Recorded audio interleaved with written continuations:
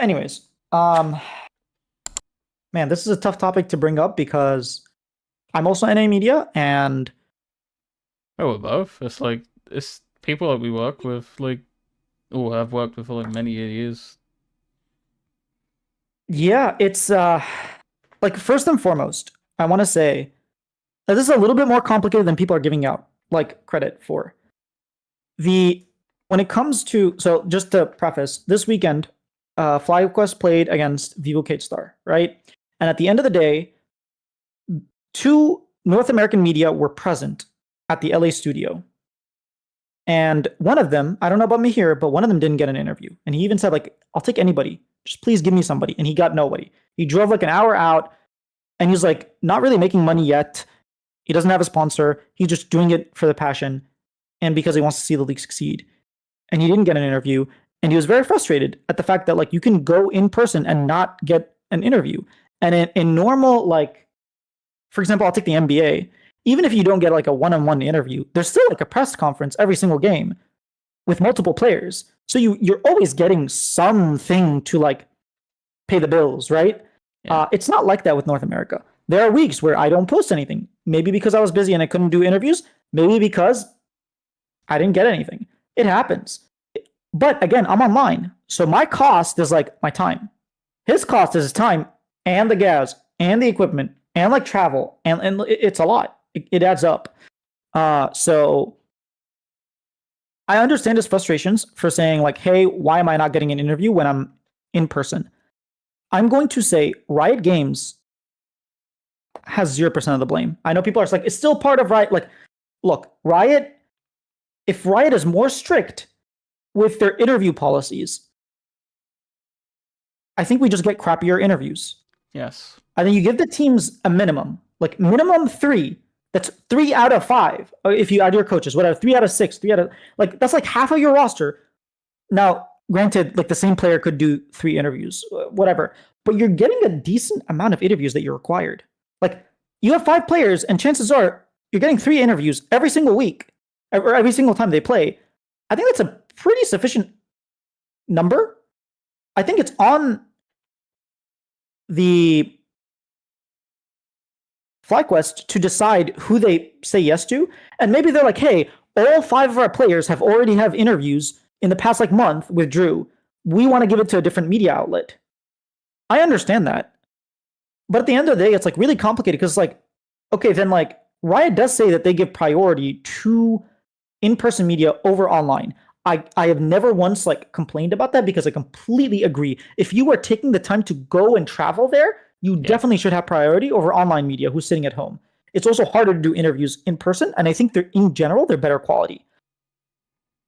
I also don't know how do you solve this if you're like, okay, well, let's say Drew comes in every single week and every single week he requests FlyQuest and he's always like getting a FlyQuest interview.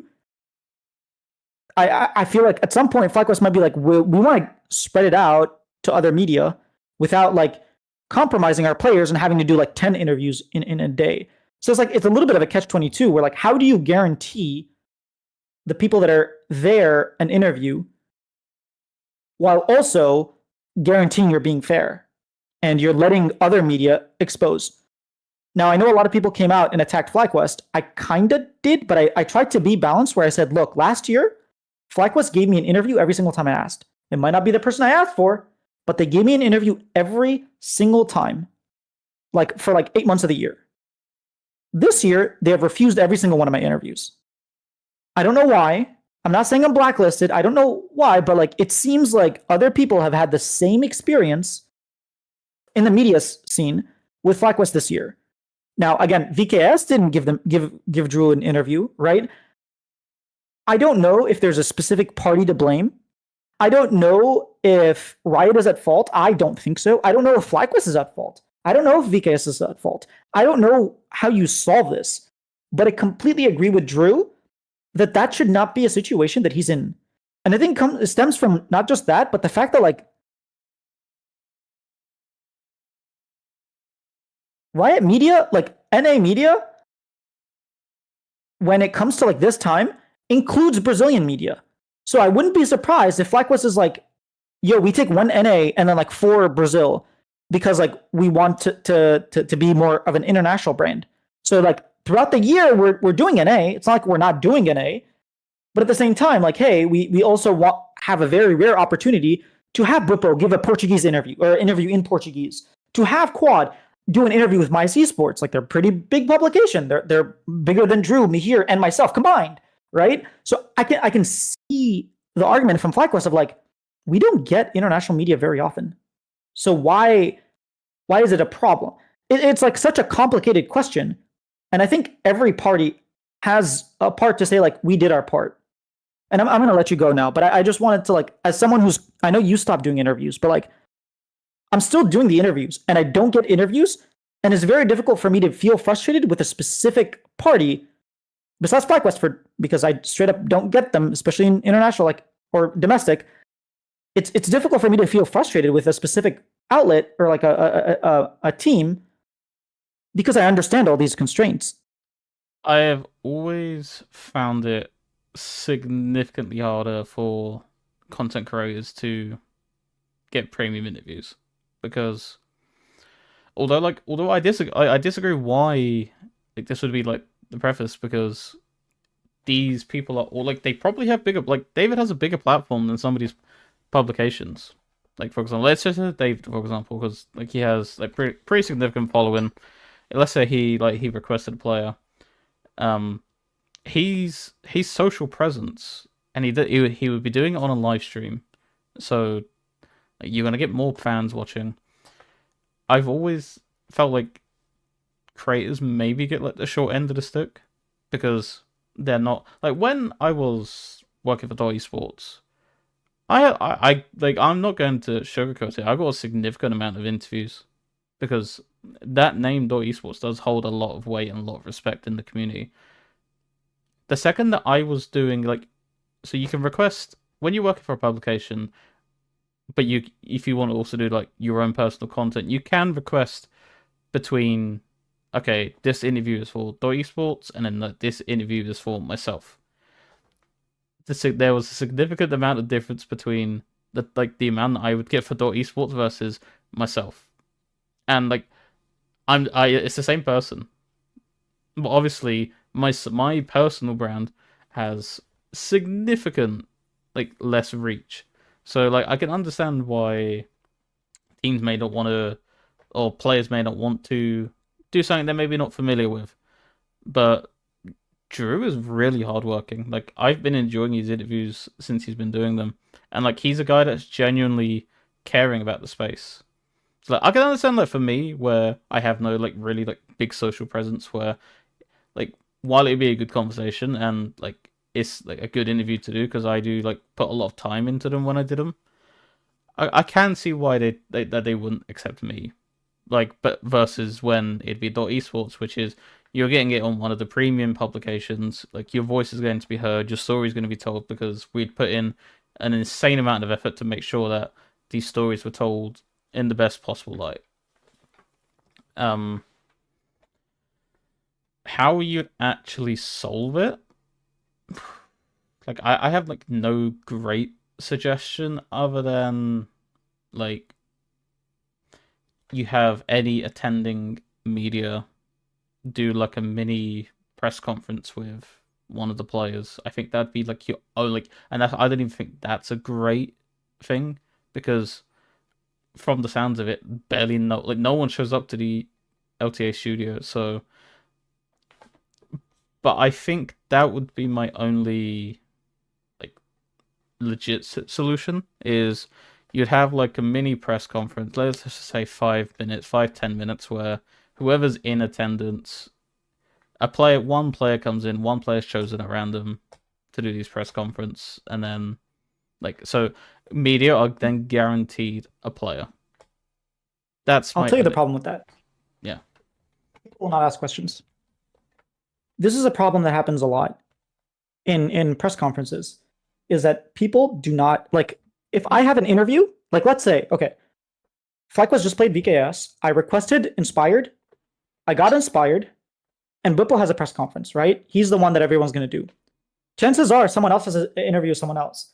I'm not looking at that press conference. I'm so focused on my Inspired video. Oh, I'm talking about So then specifically the for few in people, person, and not like this is like yeah. exclusive So to like in let's say person. Drew does get an interview. Let's say there's only 2 people, right? Yeah, There's not going to be enough questions to go around. But like I think it should be in person for everybody. I think it should be for everybody to get even more questions in. But at the end of the day, we're going to be focused on our one-on-one interviews.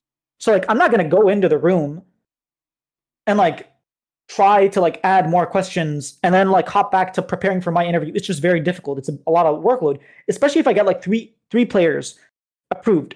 All of a sudden, like I'm juggling questions. I'm watching the games. I'm looking at the drafts. I'm looking at the commentary. I'm going through their history to make sure like I have all my facts. Like I'm doing all this research that isn't seen. You're not going to get great questions in the press conference if it's just NA because you don't have like we have like what 6 or 7 people that are doing interviews. Chances are half of us already got interviews. You have 3 people. Like for a press conference, I feel like 3 people. Each one of them is going to ask one question, and it's going to be done in 2 minutes. To your yeah, other point, though, about .esports getting you interviews, I have had times where I did interviews with T1 players, and I got tens of thousands of views, and another person, another publication, gets an interview with that same player at the same day and gets less than 10 views. And yet they consistently get interviews, and I don't. When every single one of my T1 interviews does tens of thousands of views. It is not on Riot to judge based on your size, because that makes it so no one else, that makes it so the incumbents always get the interviews and the newcomers never get interviews. It is on the teams. The teams will see, oh, .esports. If I'm T1 and I see an interview and I see Cloud Shidiki, or .esports, Mice Esports, ESPN Esport. Like, am I going to go with this Cloud Shi, or am I going to go with .esports? Am I going to go with Mice Esports? The answer is obvious. Now, at the end of the day, look, I've gotten an interview from 3 out of 5 of the T1 players. I've got an interview from Coma. Like, I am not pointing out T1, but I completely understand teams like T1, FlyQuest, like all these teams choosing to give the bigger publications, regardless of whether the bigger publication gets the views or not. It's not on them, to be honest, to decide I'm going to give it because they have more eyeballs. They give it because they have more prestige. That's completely understandable. That's how the world works. yeah. I don't think it's on the teams or the players to say, David is bigger than Cloud, so I'm going to give it to Cloud. Oh, wait, Cloud is bigger on YouTube when it comes to interviews, so I'm going to give it to Cloud. Like, that shouldn't be on the teams. That shouldn't be on Riot. It's just the ecosystem we live in. We just don't have enough structure. I do want to point out very quickly, I'm not accusing Riot of giving .esports like preferential treatment. I'm just talking about my own I'm like, because I'm talking about my personal experience that when I would request for like individual versus like when I was like, and it wasn't just esports, it was any publication I was working for, like I was more likely to get them for a publication because, and that is that's kind of expected when you're working in media, is that you're going to give the publications, like teams are going to give the public. It's not Riot deciding these, by the way. Like for anyone It's like always listening, the teams. It's always the the teams teams. are the teams are deciding these interviews. So like if a team is seeing .esports or esports.net, or when I was working for esports.gg, they're looking at these publications. They're saying, okay, this is a good opportunity to get our story out. This is good. They have good reach. Like some of them are up and coming. Esports is the biggest. Like we're gonna give like treatment versus, oh, this guy's a content creator with 200 subscribers on YouTube. So like I just wanted to very point out that Riot was not the ones giving like preferential treatment to, because they don't decide who gets you interviews. They will request every single player that you request for. They are like, excellent at that, really. And like I've never faulted Riot for how they've handled my interview process. It's always been the teams decide how the teams decide who's interviewed, basically.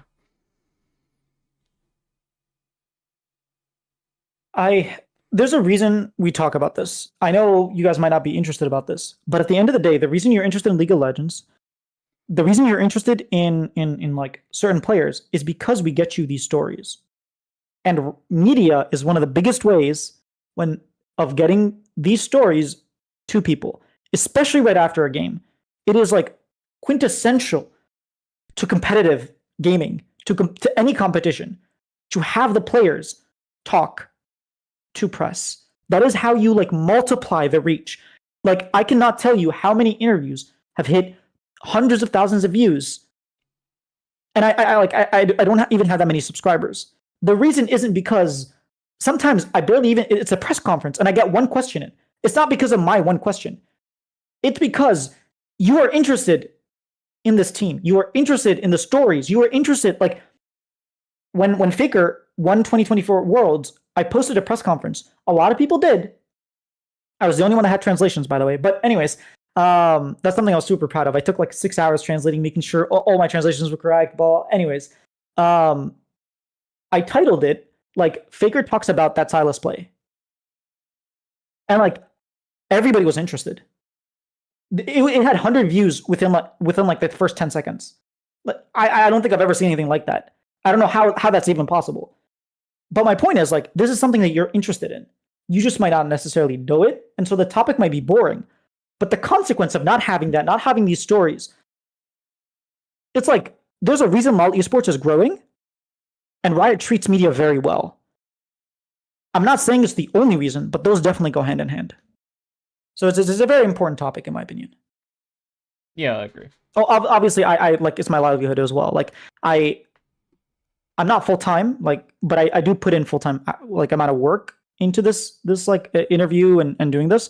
It's something I'm passionate about, and it's like I have a vested interest in it.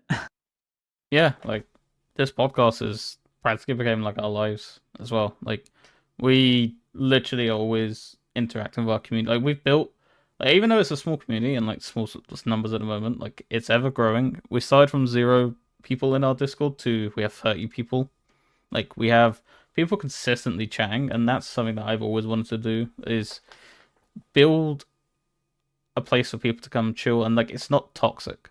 Like I know we cover a lot of negative areas of like LTA, but it's because they give us a lot of negative topics to talk about. Like if we like, I wish that every single episode was like positive, and like we've had positive stuff in this like episode. Like our thumbnail was not toxic. Our title was not in any way like clickbait.